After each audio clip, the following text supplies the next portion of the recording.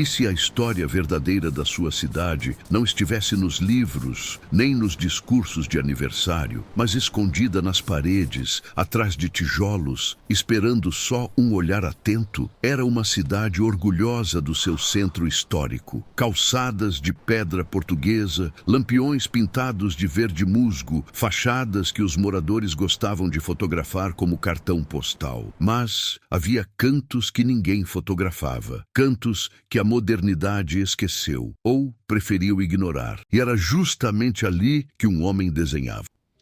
Meu nome é Antônio. Mas quase todo mundo chamava de Tonho, quase 70 anos, sem casa, sem endereço, um casaco de lã escura, gasto nos cotovelos, que no inverno protegia e no verão ele carregava dobrado no braço, como quem carrega um segredo. Sapatos amarrados com cordão de cor diferente em cada pé, sinal de quem pega o que encontra. Mas as mãos de Tonho eram firmes, dedos compridos, calos nos nós, unhas cortadas com cuidado, como se aquela parte dele se recusasse a abandonar uma época anterior. Todos os dias, sentado num banco de praça debaixo de um ipê que derramava flores amarelas no chão, ele abria um caderno amassado de capa dura azul, com cantos dobrados e elástico gasto. Tirava do bolso um lápis curto que guardava atrás da orelha e riscava linhas seguras, fachadas antigas, becos esquecidos, fundos de prédios com janelas de guilhotina, escadas de ferro que pareciam não ter chegada. Tonho desenhava com a concentração de quem reza, como se cada traço fosse uma forma de continuar existindo. Às vezes, um guarda municipal se aproximava com peito estufado e voz alta, como se a praça fosse propriedade de quem tem uniforme. Mandava ele circular. E Tonho, por hábito de sobrevivência construído ao longo de décadas, quase sempre ficava calado. Dobrava o caderno, colocava o lápis atrás da orelha e saía andando devagar,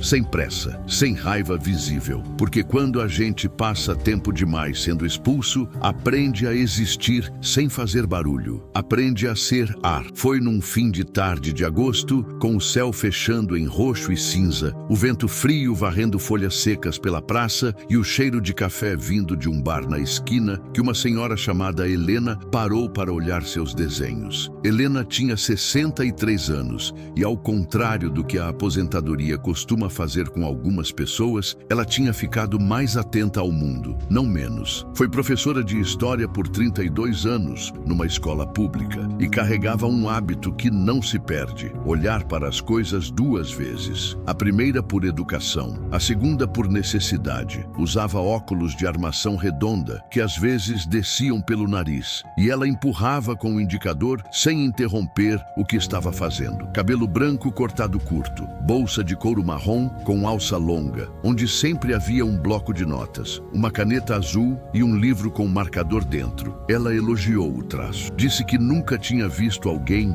desenhar aquele canto da cidade com tanta exatidão. E então estranhou uma coisa, um detalhe que fez ela inclinar a cabeça, como professora, diante de um erro que não deveria estar ali. No papel, Tonho havia desenhado uma janela alta e estreita na lateral do prédio antigo que servia como sede administrativa da cidade. Só que no prédio real, aquela janela não existia. A parede era lisa, contínua, sem interrupção. Helena perguntou sem acusar, com a voz suave de quem está genuinamente curiosa: por que desenhar uma janela que não está lá? Tonho tirou o lápis de trás da orelha, olhou para a parede lisa, depois para o papel, depois de volta para a parede, e respondeu com uma tranquilidade que vinha de dentro, como quem fala de algo sabido há muito tempo: não está lá porque fecharam. Helena foi embora, mas a frase ficou. Ela chegou em casa, esquentou uma sopa que não comeu e ficou olhando pela janela da cozinha para o jardim escuro. Há décadas ela ensinava história e sabia muito bem que as coisas não desaparecem por acaso. Quando algo some da paisagem de uma cidade, sempre há uma razão. E as razões costumam ter nome e sobrenome. No dia seguinte, ela voltou à praça com café numa garrafa térmica e um pão de queijo embrulhado em papel. Encontrou Tonho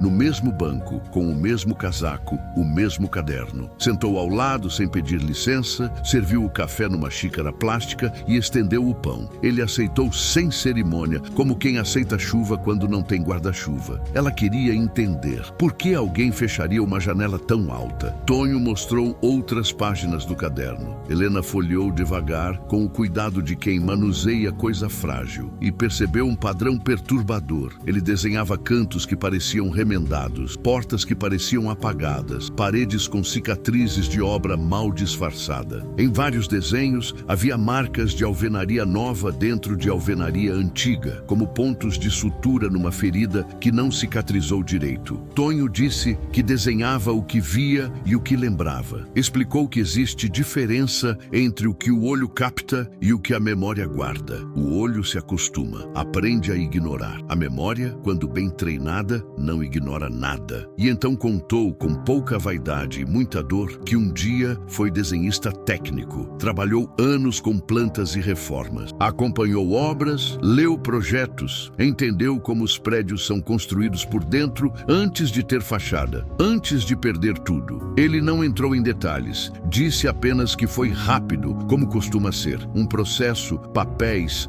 uma data, uma mudança de endereço que foi se tornando ausência de endereço. E de repente, o homem que lia plantas estava do lado de fora do mundo que ele sabia construir. Helena levou uma cópia do desenho à biblioteca municipal naquela mesma tarde. Conhecia a bibliotecária havia anos e sabia que ali existia um acervo fotográfico raramente consultado, caixas de fotos antigas doadas por famílias, negativos que ninguém digitalizou, mapas enrolados que cheiravam a mofo e tempo. Pediu fotos do centro histórico e mapas do início do século. Ficou horas numa mesa de canto, com luva de algodão, folheando o passado, até que encontrou uma foto em preto e branco, datada de décadas atrás. O mesmo prédio aparecia com a janela aberta, alta, estreita, com grade de ferro ornamentada. A janela existia, portanto alguém a fechou depois. E não foi o tempo. O tempo abre fendas. O tempo não preenche janelas. No sábado seguinte, Helena voltou ao prédio com Tonho. As ruas do centro estavam quase vazias. Eles deram a volta pelos fundos, por um beco que cheirava a umidade e folha podre, onde o asfalto cedia espaço para paralelepípedo irregular coberto de limo. Ali, Tonho agachou perto da parede e passou os dedos por uma emenda no reboco. Uma linha um pouco mais clara, uma diferença de textura quase imperceptível, uma mudança na cor do tijolo em cantos onde o reboco descascou. Ele disse que aquilo era obra apressada. Quem entende de construção reconhece quando um prédio foi corrigido para esconder algo. A pressa deixa marca, sempre deixa. E a memória puxou Tonho de volta a 1984. O Brasil ainda saía devagar de uma época escura, e nas cidades do interior, essa saída era mais lenta ainda. Naquele tempo, Tonho trabalhava numa reforma grande, num contrato que parecia sólido. Um engenheiro de gravata e pasta de couro indicou uma parte do projeto e mandou fechar. Disse que aquela ala não existia mais, que ali nunca tinha sido nada, que o projeto atualizado não contemplava aquela seção e, principalmente, disse para Tonho não fazer perguntas. A voz não era exatamente ameaçadora, era pior, era cansada, como quem explica algo óbvio para alguém lento. Tonho precisava do emprego, tinha conta para pagar,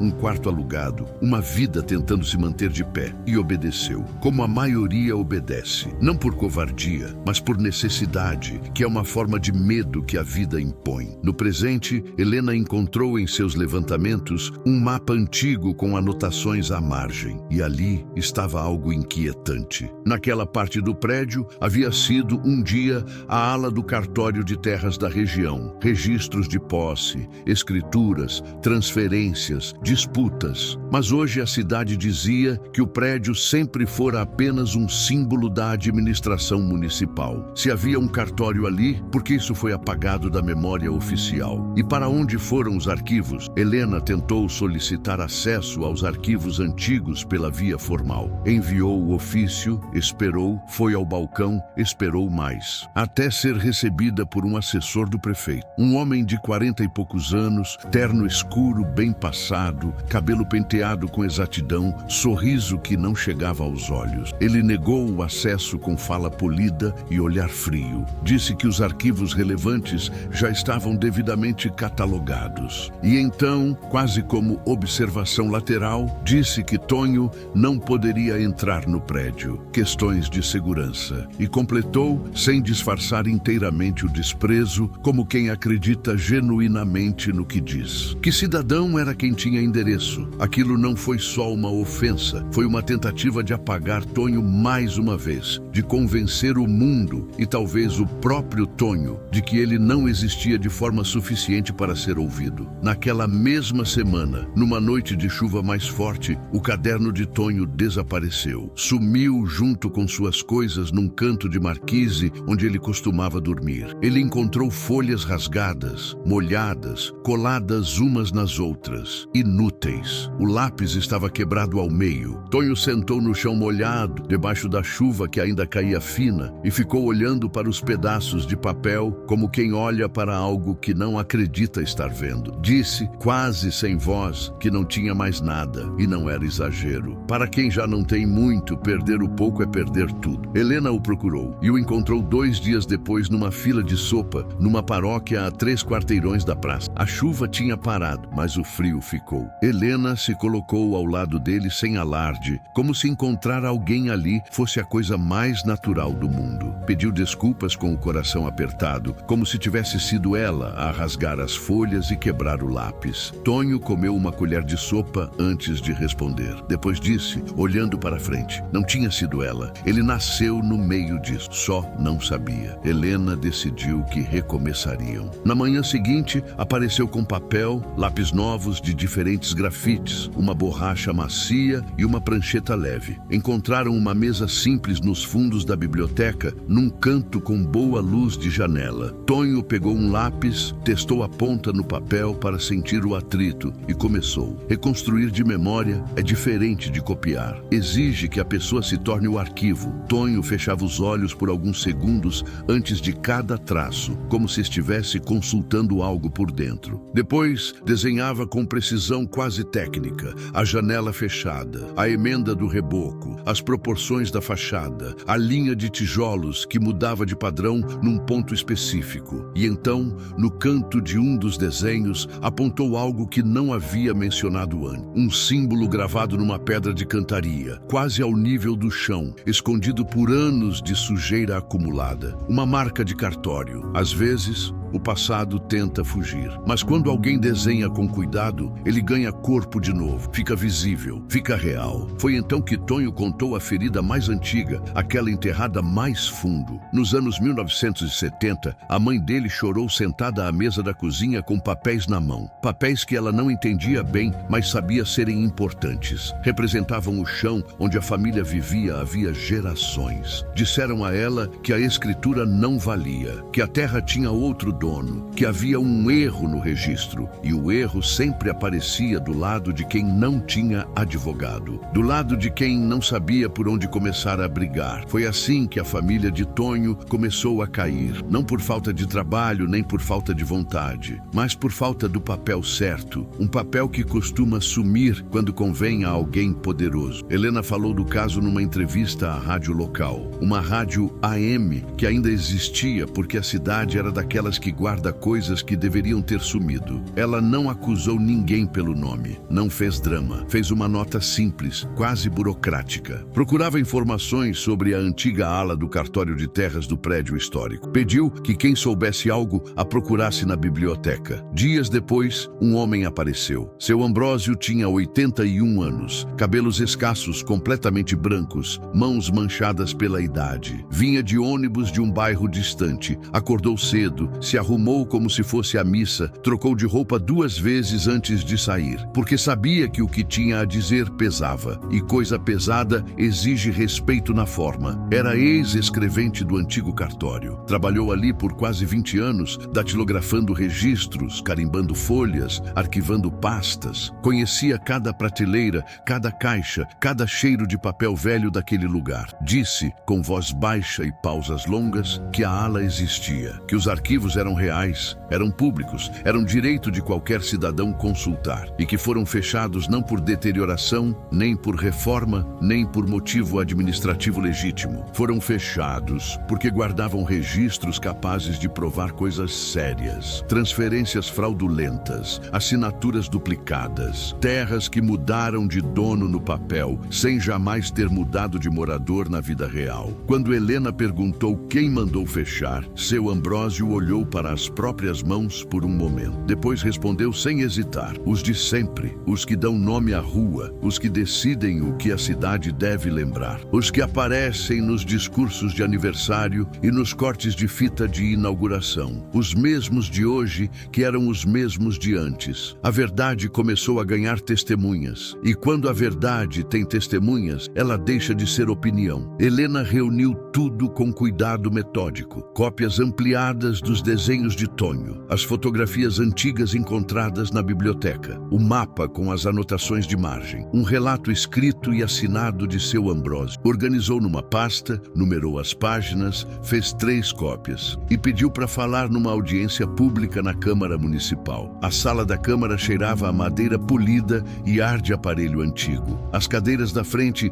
tinham vereadores com expressões que variavam do tédio ao desconforto. A plateia tinha gente de diferentes bairros, alguns com papéis na mão, outros com o celular levantado. O prefeito estava sentado mais ao fundo, de terno azul, com um sorriso que tentava parecer relaxado. Quando Helena apresentou os desenhos e as fotos, quando colocou lado a lado a fotografia antiga com a janela aberta e o desenho de Tonho reproduzindo exatamente aquela mesma janela, o prefeito tentou desqualificar. Disse com uma condescendência cuidadosamente calibrada que a cidade não poderia se guiar por rabiscos de um senhor em situação de rua. Disse que havia processos, protocolos e especialistas. Disse que a preocupação era compreensível, mas que a metodologia deixava a desejar. Helena não se moveu. Ela havia enfrentado turmas difíceis, conselhos de escola, reuniões duras e conhecia muito bem a estratégia de quem tenta vencer pelo cansaço. Ela pediu simplesmente que Tonho falasse. E ali, diante de vereadores, de câmeras de celular e de moradores que nunca o tinham olhado nos olhos, o invisível foi chamado pelo nome. Tonho levantou devagar, ajustou o casaco, respirou fundo com a calma de quem já perdeu tanto que o medo de perder mais não tem o mesmo peso, e disse com voz que não tremia, que talvez não tivesse endereço, mas tinha olhos e tinha lembrança, que havia trabalhado com as próprias mãos na reforma de 1984, que mandaram fechar uma passagem, tirar placas fixadas na parede, não perguntar sobre o que havia atrás. Apontou no desenho a linha do reboco diferenciado, a janela apagada, o símbolo de cartório gravado na pedra, e disse: está tudo aqui. E se está aqui, com essa precisão, com esses detalhes que ninguém inventaria, é porque existe. Existiu e foi escondido de propósito. O silêncio que veio depois não era vazio, era cheio de algo que a sala inteira sentiu, mas ninguém teve coragem de nomear imediatamente. Um representante do Ministério Público que estava presente pediu uma vistoria técnica oficial, porque se havia uma ala lacrada contendo documentos públicos de registro fundiário, aquilo não era questão de narrativa, era questão de lei. E quando a verdade vira procedimento, ela deixa de ser rumor e vira prova. A equipe técnica foi ao local numa manhã de terça-feira, com equipamentos, câmeras e um oficial de registro. Tonho foi junto e indicou o ponto exato onde o reboco tinha sido aplicado por cima da abertura. Retiraram parte da parede onde ele apontou. O reboco cedeu em camadas, o novo por cima, o velho por baixo, e então descobriram uma porta antiga escondida, madeira de lei, pintura verde descascada, dobradiças de ferro. A fechadura estava enferrujada e não cedia. Trouxeram ferramentas. Forçaram com cuidado. A porta rangeu como se protestasse contra 4 décadas de silêncio. E abriu. abriu. O ar que saiu tinha aquele cheiro particular de papel velho e ambiente fechado. Um cheiro que bibliotecários e historiadores conhecem bem. Dentro havia prateleiras de madeira, caixas reforçadas, livros grandes de registro com capa preta, carimbos empilhados, pastas amarradas com barbante desbotado. E numa placa de metal fixada ao fundo, com letras em relevo que o tempo não apagou, estava escrito: Registro de posse, Vila dos Ipês, arquivo original. Não era só uma sala, era um pedaço do passado que havia sido preso em vida para que certas verdades não respirassem. Entre os documentos, os técnicos encontraram sinais claros de fraude, datas que não batiam, assinaturas repetidas em papéis de anos diferentes, páginas arrancadas, comprometendo a sequência dos registros. Indícios consistentes de favorecimento sistemático